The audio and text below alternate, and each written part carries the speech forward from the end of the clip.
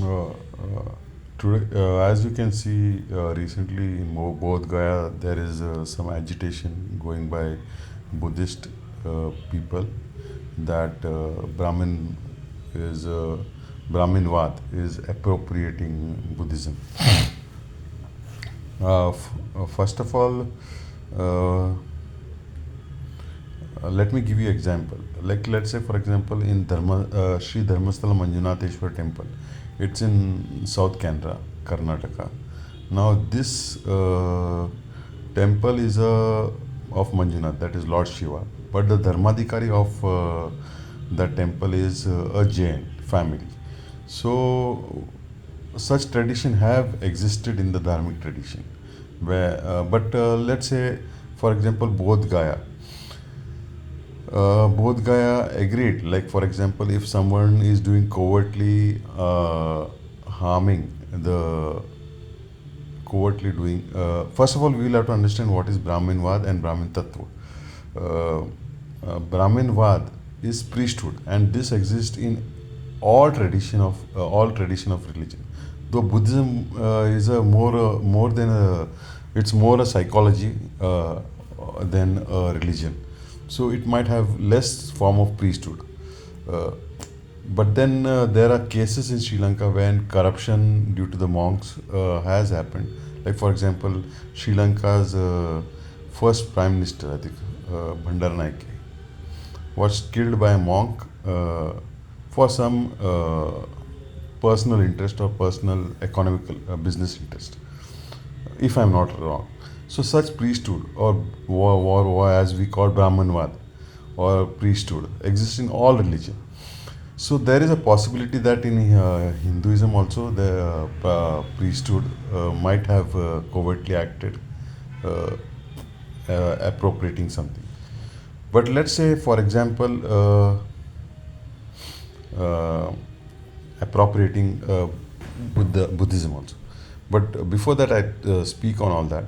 Let's say, for example, I was recently seeing a YouTube of my neo-Buddhist friend, and he was saying how the Brahmins were appropriating. He said that in Vishnu Puran it said that when Lord Narad went to Lord Vishnu, that no, Yama went to Narad.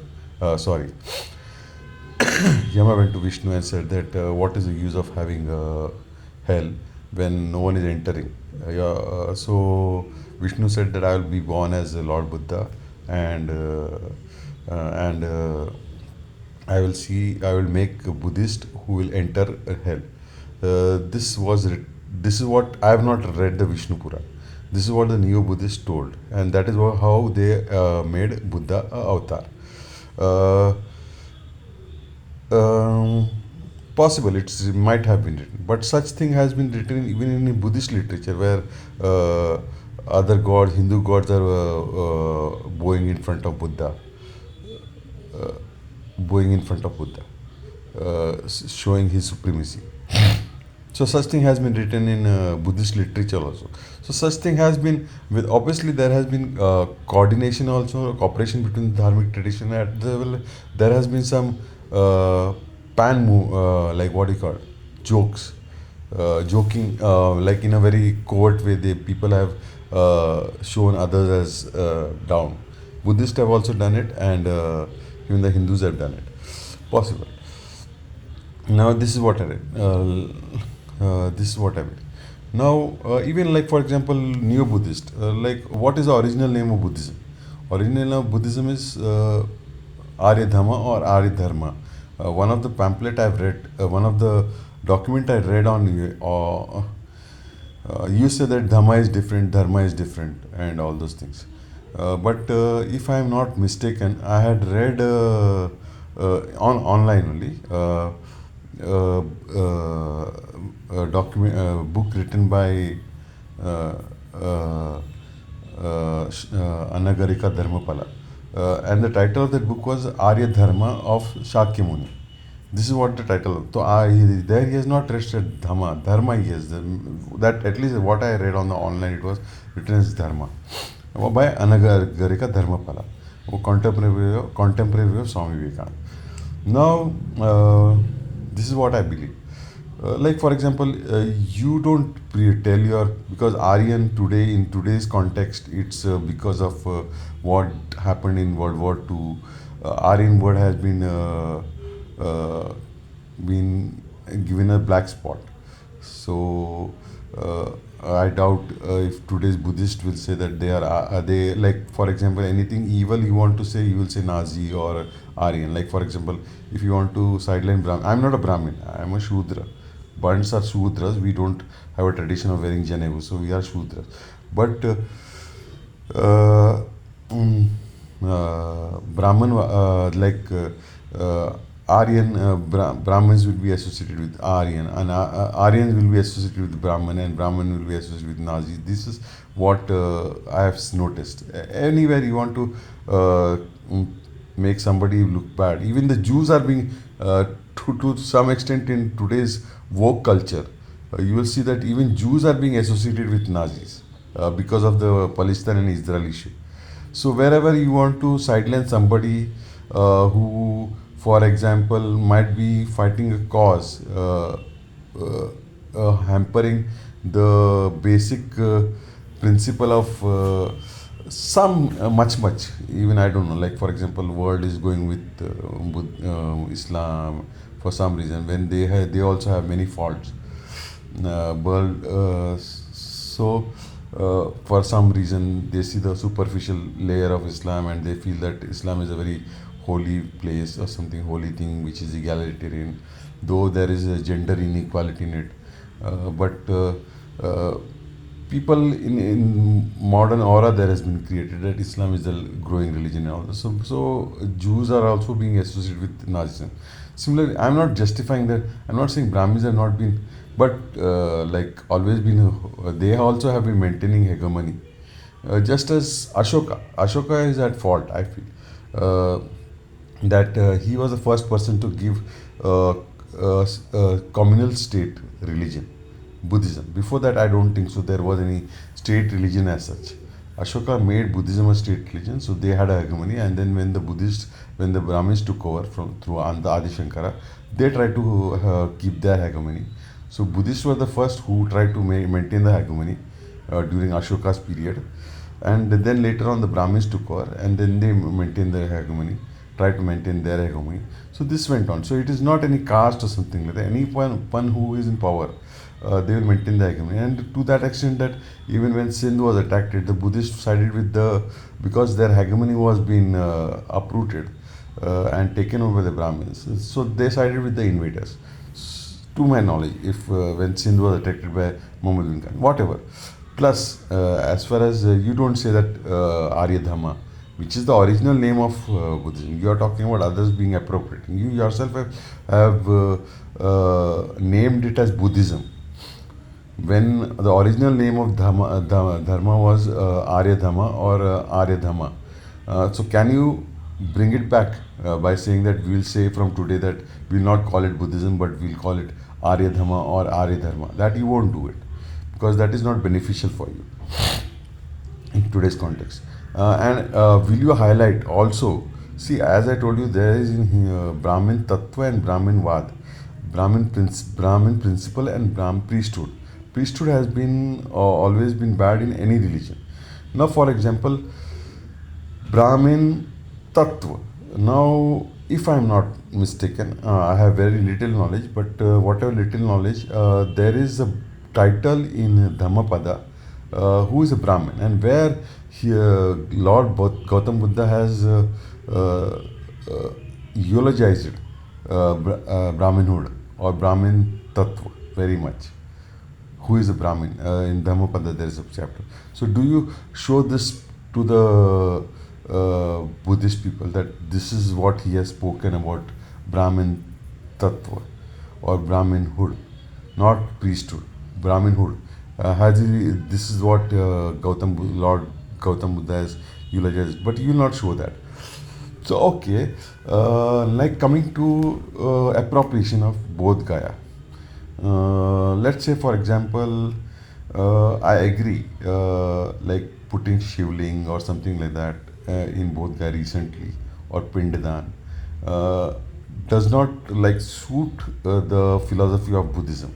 And if they are doing that in Bodh Gaya, it's a wrong thing, I feel, the Brahmins are doing. But let me tell you one thing from what I understand.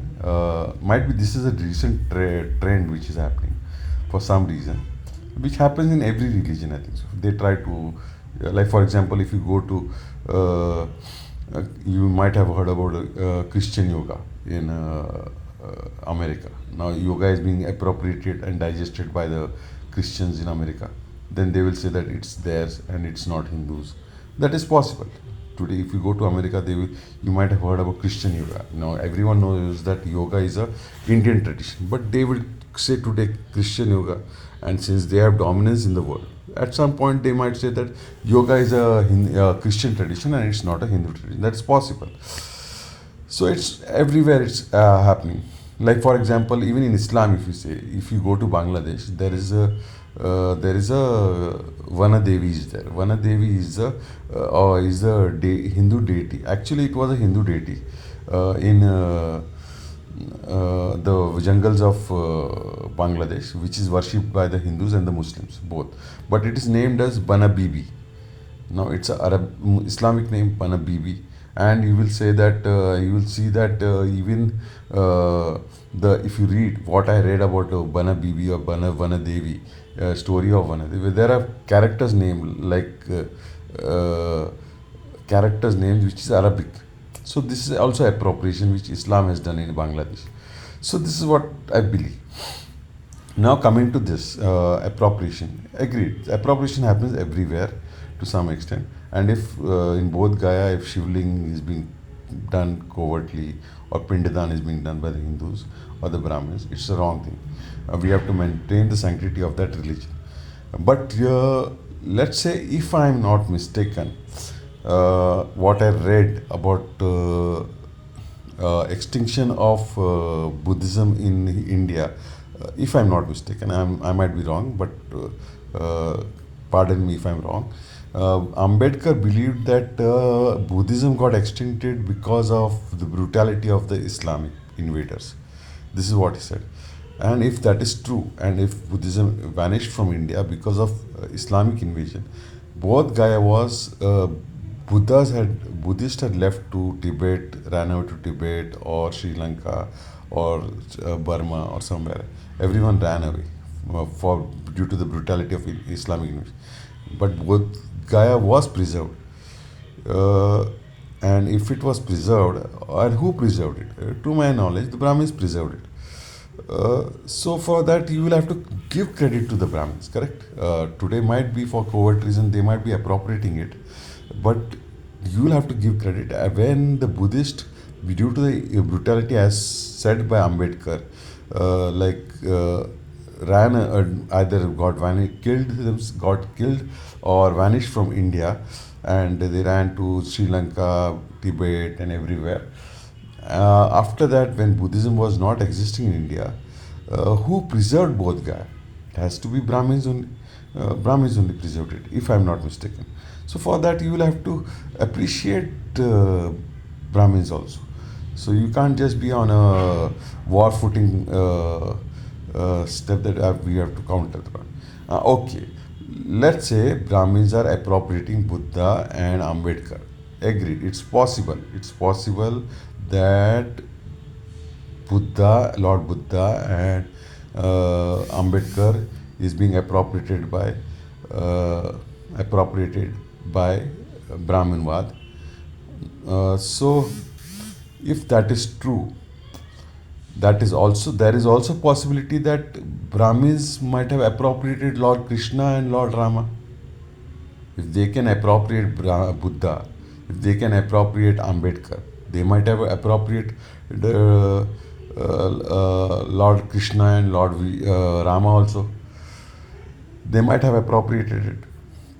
And if that is true, why are the all the neo-Buddhist or Dalit political parties in India only saying that that Brahmins are appropriating Buddha and they are appropriating Ambedkar? Why are they not saying they might have appropriated Lord Krishna also, Lord Rama also? because that does not fit into their agenda of staying away from the national mainstream. They want to stay away from the national mainstream. They want to keep themselves exclusive. So they would say that Buddha is being appropriated, Ambedkar is being appropriated by Brahmins, but Krishna was not appropriated by Brahmins. Lord Rama was not appropriated by Brahmins, because they don't want to mix with the national mainstream, stay with the national mainstream. That they did in, I think so, to some extent, the Buddhists did in when Muhammad bin Qasim also attacked India, Sindh. I read something on Savarkar's I think six glorious epochs of, if I'm not mistaken. So that is possible. So this is what I feel. My intention is not to hurt anybody or something, but whatever I feel, truth. And let's, like, for example, Jains, Vedantists, Puranics, Buddhists, Sikhs, we are all part of the dharmic tradition. We have our basic essence is very similar. So we have to coordinate and cooperate. And in this time of crisis, and we should come about this. Like, for example, my personal opinion is, uh, I believe, I personally, let me tell my personal opinion. I believe in the world there is only three religion. One is believers who believe that there is a God. One is agnostic, and other is a atheist. Now, when a believer reaches his pinnacle, it becomes Vedantic or Bhakti Vedanta. When believer reaches his pinnacle, similarly, when an agnostic reaches its pinnacle, it becomes Buddhism or Arya Dhamma. And when an atheist reaches its pinnacle, it becomes Jainism. Basically, I believe there is three religions only. Others are labels and flavors and all those things. Three religion is agnostic, believer, and atheist. When the believer reaches the pinnacle, it becomes Bhakti Vedanta. When the agnostic reaches the pinnacle, it becomes Buddhism. And when atheist reaches his pinnacle in spirituality, it becomes Jainism. This is what I believe. Again, I'm saying this is based on whatever little bit knowledge I have. So please don't take into heart. Like, try to evaluate things and try to be more accommodating. And let I don't want to criticize other religion also, like Abrahamic religion. Okay, they have their own way of life, but to bring peace in the world, we India has a bigger hand, because we are the ancient country. So we have to think about it, and we have to work on it. Not like, if obviously, if as I told you, if appropriating, like, covertly somebody is putting shivling or pindadan, which is not part of Buddhist rituals, you have to counter it, and it's justified, I think so. But to counter it on war footing path, that everything uh, is being there is a conspiracy and all those things, when actually it is not there. There might be basic, as I gave example, that appropriation happens in many religions. Like, Christians are trying to appropriate yoga. Bangladesh, Vana Devi is being appropriated as Bana Bibi by Muslims. So such appropriation has been done by many religion all over the world. Thank you very much.